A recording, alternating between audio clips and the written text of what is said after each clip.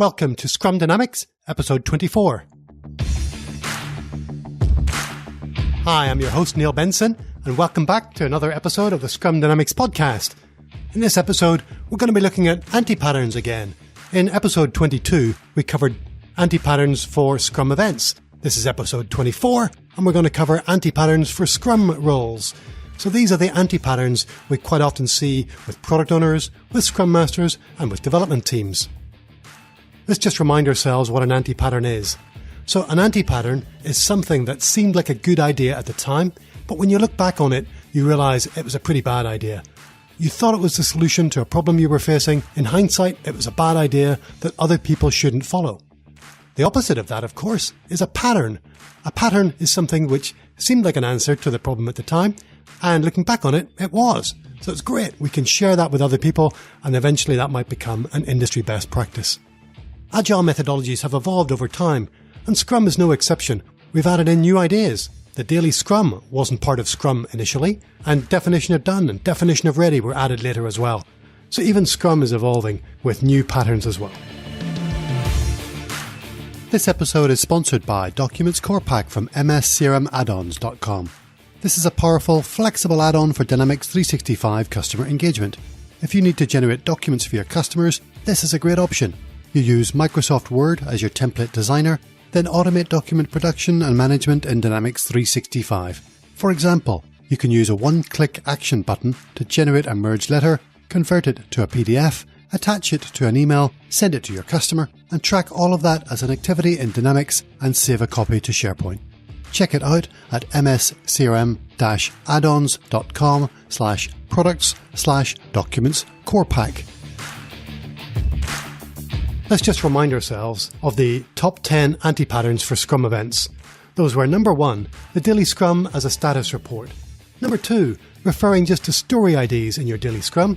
Number 3 was problem solving within the daily Scrum meeting. And number 4, sprint planning based on recent velocity without taking into account future capacity. Number 5, refining items into tasks during sprint planning. Number 6, sprint goals that summarise nothing more than the sprint backlog. Number 7 was special sprints. Number 8 was changing the sprint backlog mid-sprint. Number 9 was accepting items as done at the sprint review. And number 10 were skipping the sprint retrospective meeting. In this episode, we're going to cover the top 10 antipatterns that I see for Scrum roles. So let's get started with the product owner. Number 1, the uncommitted product owner. In a Dynamics 365 project, your project sponsor is likely to be a very senior stakeholder within your customer organization. So if you're a Microsoft customer, that's probably somebody high up in your organization, perhaps somebody in your leadership team and your executive board. If you're a Microsoft partner, then it's somebody in your client organization who might be sponsoring the project.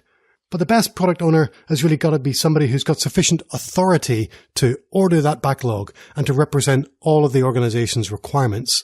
So what I find is that typically the higher up we go in the organization, the more senior our product owner is, the less available they are. And the real key to being a great product owner is being completely committed to the project.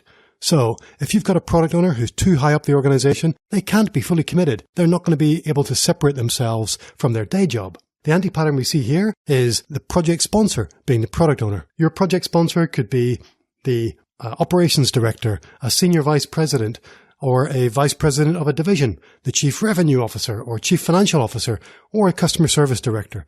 What I find is better is to have somebody who's just maybe a layer down in the organization. So that could be an operations manager, associate vice president, or maybe a sales director, or a financial controller, or customer service manager. Those people make better product owners on one condition. We have to backfill their role with somebody else who can take care of their day job, allowing them to free themselves up and dedicate their time to your Scrum project, your Dynamics 365 project. You can't be a great product owner and still be holding down your day job. You're going to be caught up in meetings, working with your regular team, instead of devoting yourself to the Scrum team and to the Dynamics 365 project. So find a backfill, free yourself up, and become a devoted product owner to the project. Having said that, you do need to make time to meet with your project sponsor because you don't want them second guessing what you're prioritizing. You've got to report back to them on how the project's going, on its progress, and check with them that your priority matches up with their vision for what the project should look like as well.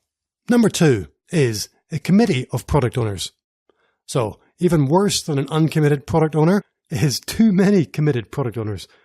This is a pattern I see a lot when we're implementing Dynamics 365 across several different divisions in an organization. Each division has got a senior representative and they don't quite trust anybody else to represent their needs succinctly and clearly and put their interests first. So they all want to be the product owner and we end up with some kind of committee or team of product owners. The result in this case is constant flux, maybe even chaos. Our product backlog lacks a cohesive vision. We get chopping and changing of priorities all the time.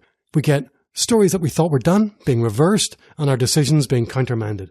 So let's stick to the best practice, which is a single product owner. The single product owner in this situation has got a pretty tough job, I have to admit. They have to negotiate with all the senior representatives from the other divisions to make sure that everybody's needs are being catered for. And that requires skillful political, maybe a bit of cunning to negotiate and make sure that everybody's aligned to the same vision for the product and that the product backlog isn't going to be chopped and changed. I've had projects with 2 or 3 product owners and a committee or even several committees of product owners who meet on an infrequent basis and who can change our decisions at any time. That never works out well. I get pulled in lots of different directions and one of those directions is never straight ahead towards the finish line. And what ends up happening is everyone on those committees, they ask questions of me like, why aren't you going faster? Why aren't we getting this done? Why do we have to push out the release date? Well, it's because you can't make your minds up. I'd love to just ditch them. Find a senior person who is committed and available and who can share their vision. Leave it up to that person and their skill to negotiate with all the other people who want to be a product owner in your organization. Number 3 is the overdrive product owner. What do I mean by an overdrive product owner? Well, this is an anti-pattern I most often see in sales organizations. This is when your product owner is a successful sales leader, the type of person who is not just visionary, but ambitious. They're used to setting massive, big, hairy, audacious goals for their sales team, and they try to do the same for you and your Scrum team. The sales management techniques they usually employ to motivate sales teams really don't work very well with developers. The personalities that respond well to things like stretch targets aren't often found in developers. We're here to do our most creative work every day, to help our product owner and our users hit their business goals. Using sales management techniques on us, that usually fails. So watch out for that overbearing, overdrive product owner who comes from a sales background. Listen, I love the typical enthusiasm, the clear vision, the good communication, and the excitement and the passion of a product owner from the sales organization. That can be awesome. But let's draw the line before you become a fire-breathing, whip-cracking, hard-charging backlog troll. That's no good for a project. You're going to burn out your Scrum team and the project's going to fail. Number 4 is the learn-as-you-go product owner. Listen, I get it. The product owner role is a brand new responsibility for a lot of product owners. This might be your first ever IT project, first ever project working as a Scrum product owner. It's certainly going to be your first Dynamics 365 project. You might not have a lot of experience in writing user stories, in describing your requirements, in adding acceptance criteria, and accepting work as done. Sorry, I'm having trouble understanding you. Please try a little later. You might not have a lot of experience in describing your requirements as user stories, in adding acceptance criteria, and accepting work as done. This can all be brand new to you. So what I would recommend is work really closely with your Scrum Master. In these situations, your Scrum Master needs to be a fantastic coach for new product owners. They need to help you with backlog management techniques so that you can learn on the job and quickly translate that vision into a well-ordered, dynamic product backlog for your development team to work with. You need to learn how to participate in the Scrum events, and your Scrum Master will show you the ropes. But I'd also recommend that you get some good training to read widely on product management so you know what a good product owner has responsibility for. Read about user stories, read about planning poker, read about acceptance criteria, know a little bit about estimation as well. Ideally, you'll go and get a certification for product owners, like the Professional Scrum Product Owner certification from Scrum.org or the Certified Product Owner certification from the Scrum Alliance. Unfortunately, the basic certification that most Scrum practitioners go for is the Certified Scrum Master or Professional Scrum Master certifications, and the product owner, while they can learn a lot from those courses, the Professional Scrum Product Owner course is slightly more tailored towards your role, so look out for that one and take it where you get a chance. New product owners shouldn't have to learn as they go along. Learn Scrum, immerse yourself in it. I don't mind if Dynamics 365 might be the only project you'll ever be a product owner for, or whether this is part of a longer-term career move for you. You owe it to your team, you owe it to your users and to your organization to know what you're doing. It's not a hard skill to learn, but it is, like a lot of Scrum, a really tough skill to master. Your Scrum Master is going to help you, but get trained, read widely, and get yourself certified. So those are the first 3 Scrum role anti-patterns that I've typically seen on projects. Number 1 is the uncommitted product owner. Number 2 was a committee of product owners. And number 3 was the overdrive product owner. Number 4 was the learn as you go product owner. Let's take a look at the anti-patterns we normally see with Scrum Masters. Starting with number 5, the part-time Scrum Master. Some teams, especially more experienced teams, seem to think that the Scrum Master isn't a full-time role. I've seen some teams trying to promote one of the developers to act as a part-time Scrum Master while also having a developer responsibility. That makes your team's velocity and capacity really unpredictable. How do you know how much time that Scrum Master is going to have to spend facilitating the events and unblocking impediments that the team runs into? And how much time are they going to be able to spend in development? So what you end up having to do is to scratch their capacity from the team's capacity plan altogether. Anything then that that Scrum Master developer does is a bonus. Well, that doesn't really put you in a much better place. Let's compare the part-time product owner developer to a world-class sports team. How many world-class teams do you know in any sport that asks one of the players to manage the team? Theoretically, it's possible, right? But in practice, you get a bit of a half-assed job. What about an experienced team? Do they need any less coaching? Well, again, think of a world-class sports team. In fact, world-class sports teams have more than one coach. They have lots of specialized coaches for different parts of the team's productivity. There are coaches for strategy, for tactics on the field, for specialist positions. They have coaches for physical fitness, and they have mental fitness coaches as well, psychologists to support the team. So world-class Scrum teams, I think, don't need any less coaching either. Every team deserves a dedicated Scrum Master. If you've got an absolutely world-class, fantastic, great Scrum Master, then possibly that person can coach more than one Scrum team at the same time. Dermot, in fact, reckons that a great Scrum Master can coach up to 3 teams. I've seen great Scrum Masters coach 2. I think 3 is stretching it, but Dermot and I will have to agree to have a difference of opinion there. 3 is spreading your talent too thin. Even 2 is a stretch, and 1 is optimal. 1 team, 1 Scrum Master, and if your Scrum Master is world-class, possibly 1 Scrum Master for 2 teams. Number 6 is the combined Product Owner and Scrum Master. So I've just chatted about combining the developer and Scrum Master roles. What about combining the Product Owner and the Scrum Master together? I think Dermot and I might have covered this in a previous episode, the Scrum Master Product Owner combo. Let's just remind ourselves that the focus and the role of the Scrum Master is to coach the team, protect the team and its performance. They also have a duty to coach the Product Owner too, and if requested, to coach the wider organization on the appliance of Scrum framework to their organization. The role of the product owner is to maximize the value the organization gets from Dynamics 365 and from the Scrum team. Sometimes those 2 roles can be a little bit in conflict. Imagine the product owner needs the team to really knuckle down and finish off all of the stories in this sprint so that we meet the delivery deadline that the organization has set us for the release of Dynamics 365.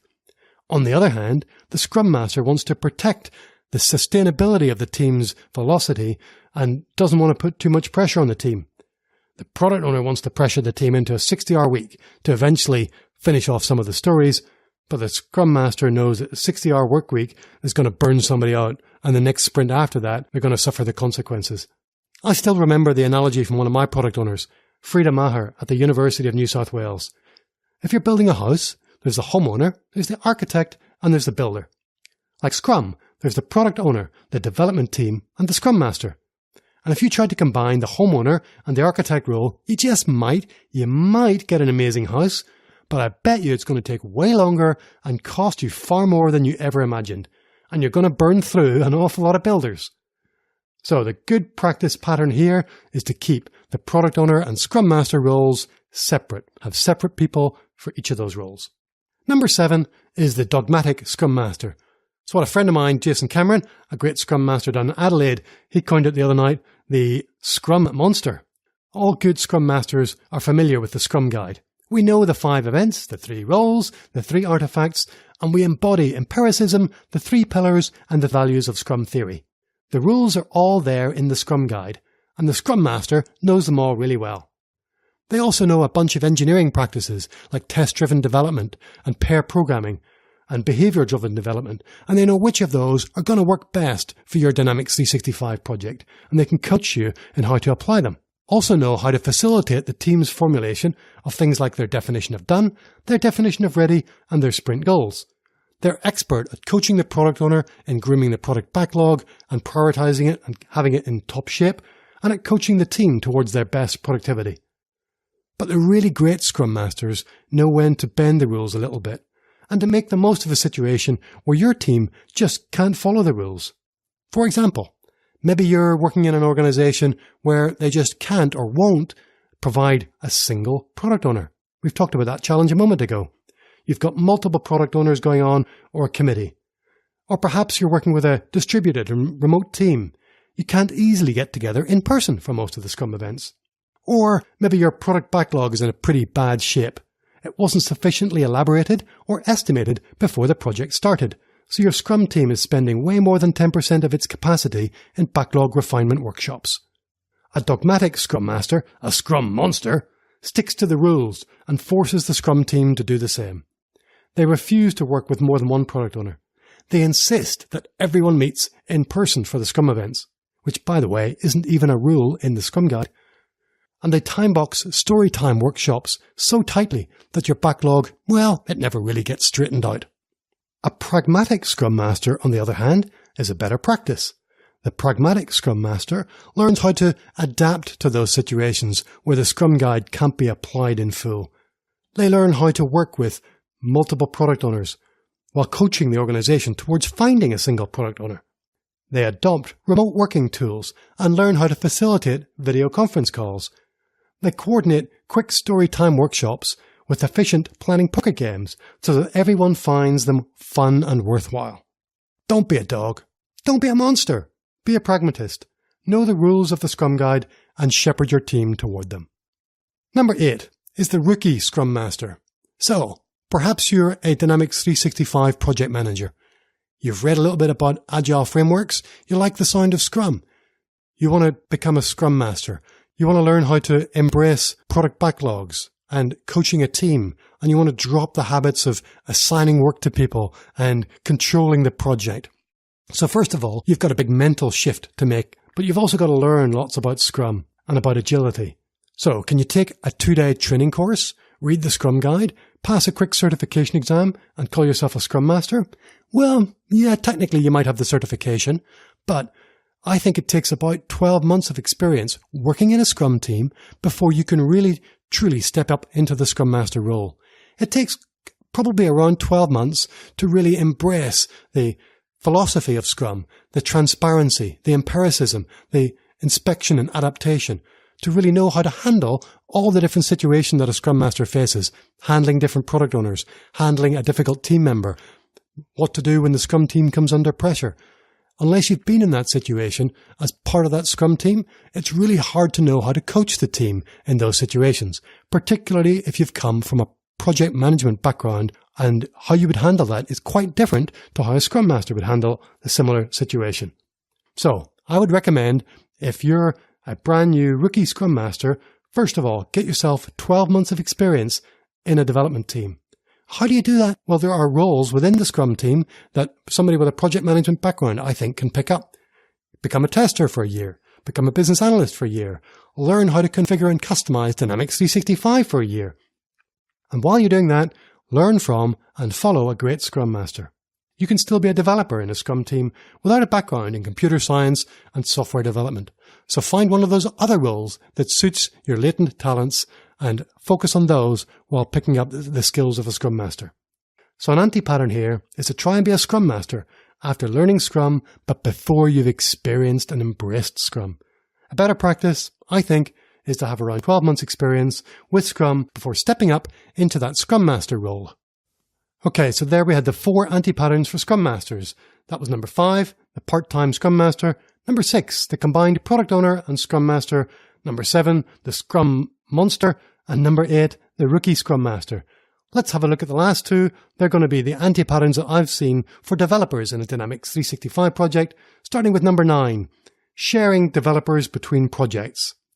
I see this in Microsoft Dynamics 365 projects where a developer can't be released either from their kind of business as usual obligations, perhaps they're providing support to the system that they previously worked on, or they're split between a number of different Dynamics 365 projects, just as your Microsoft Business Apps project is kicking off.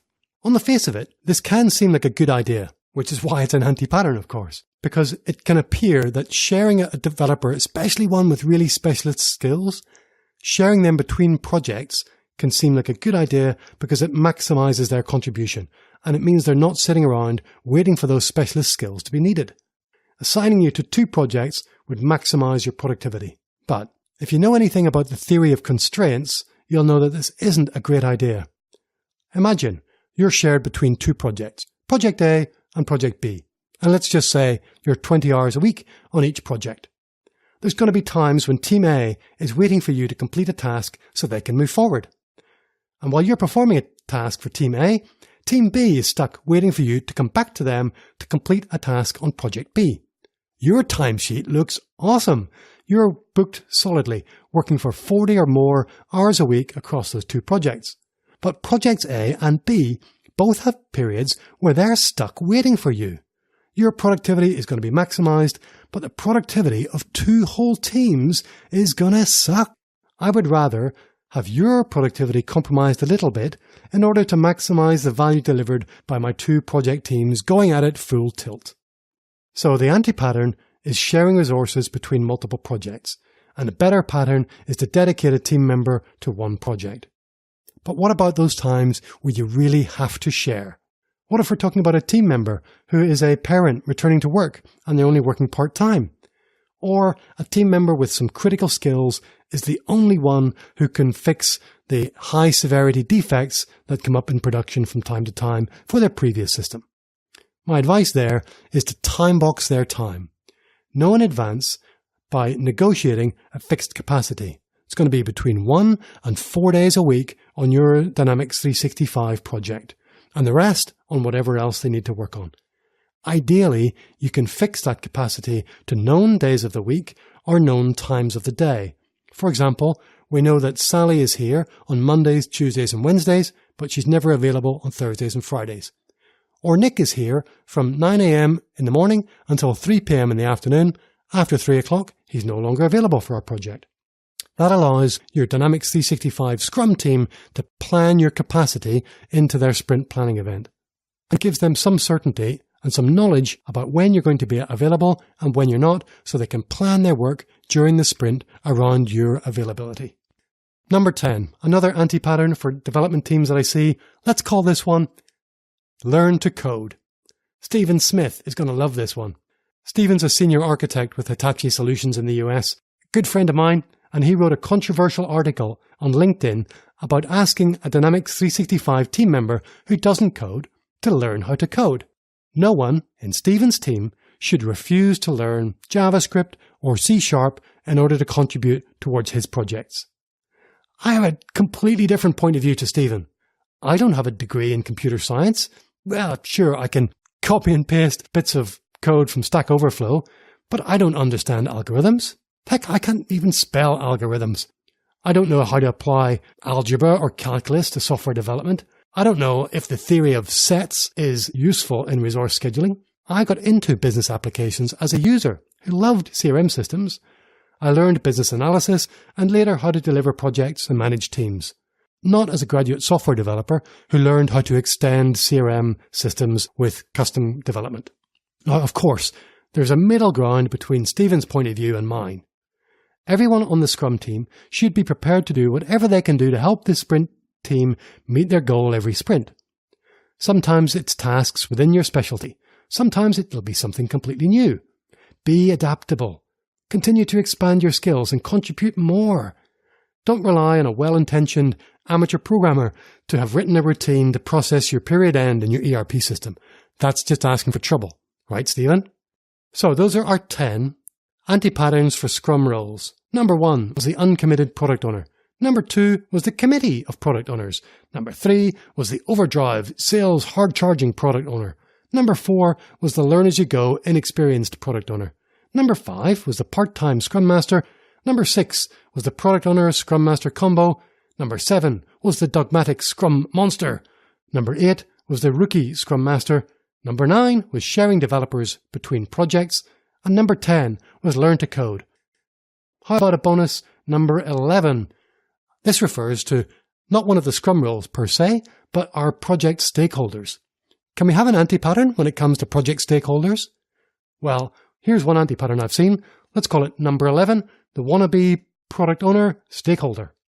The product owner is a role performed, hopefully, by a single person. They can have help, for sure.